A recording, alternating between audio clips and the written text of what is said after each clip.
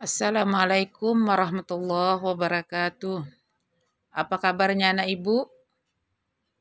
Tentu kita berharap dalam keadaan sehat walafiat, selalu jaga kesehatan, ikuti protokol kesehatan.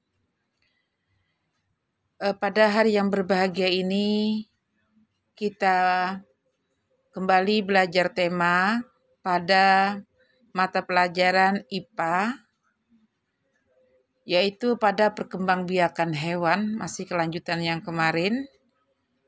Nah, tujuannya setelah kita belajar ini, anak ibu bisa membedakan bagaimana cara perkembangbiakan yang sudah kita pelajari kemarin. Ada 3, ada pipipar, opopipar, dan opopipipar.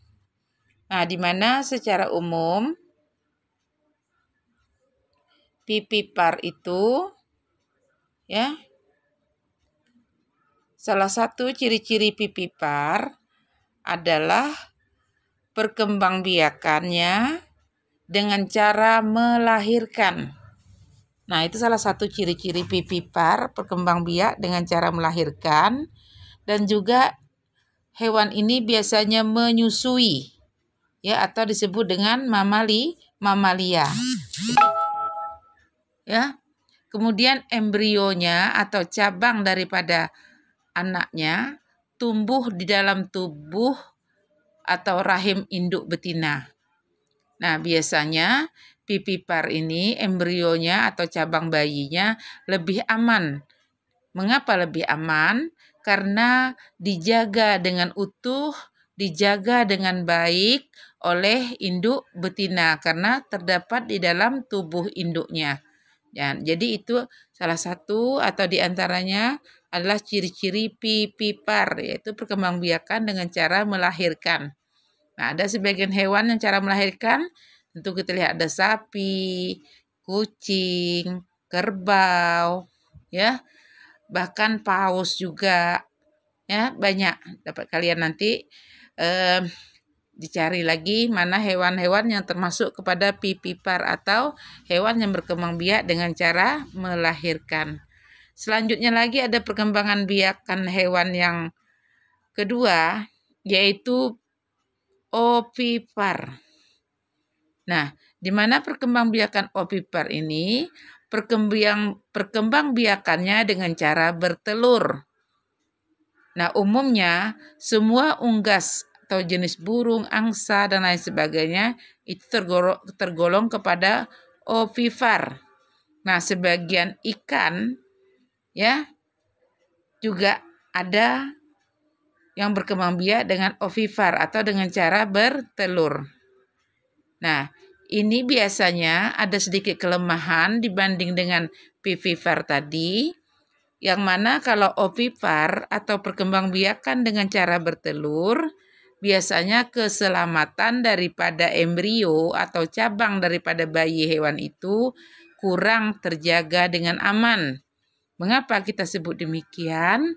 Karena dia perkembangbiakan embrionya terjadi di luar tubuh induk betina. Jadi keselamatan kurang terjamin. Karena ditinggalkan begitu saja. Bisa kita lihat kan telur ayam, telur angsa, telur burung. Nah, ditinggal oleh induknya. Bisa saja dimakan mangsa yang lain. Makanya disebut di sana kurang terjaminnya perkembangan embrio. Kemudian embrio atau calon individunya baru tumbuh di dalam telur. Nah, jadi embrio atau cabang bayinya tumbuhnya di dalam telur.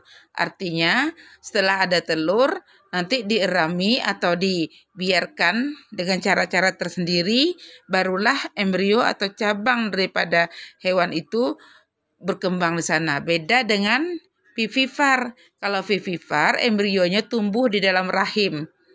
Induk betina. Nah, itu yang kedua. Yang ketiga, ada lagi perkembangbiakan hewan itu, yaitu dengan cara opopipipar. Dengan cara apa, anak ibu?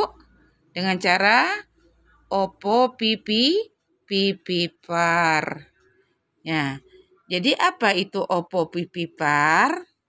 Yaitu perkembangbiakan dengan cara bertelur kemudian melahirkan. Nah, mana hewan salah satunya? Dapat kita lihat adalah hewan pari atau ikan pari.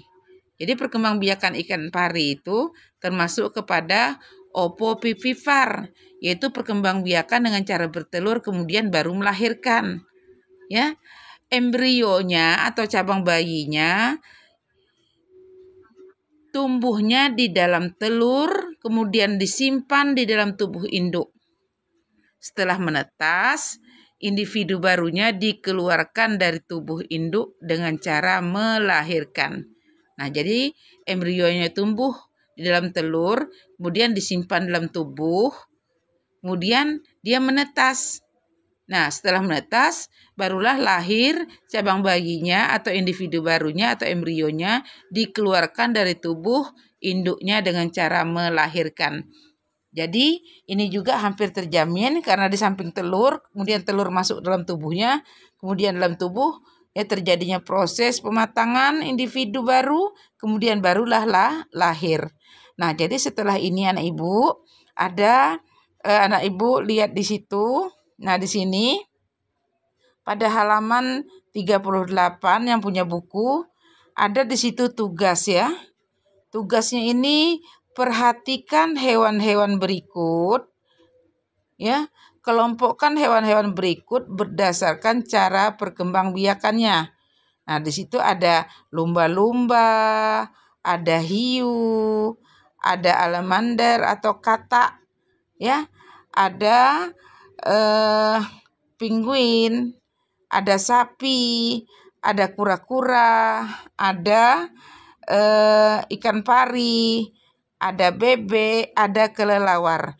Nah, ini bisa anak ibu sebutkan pada hewan-hewan ini apakah dia termasuk ovipar, ovovipar, atau ovovivipar. Nah, jadi ini tugas ya.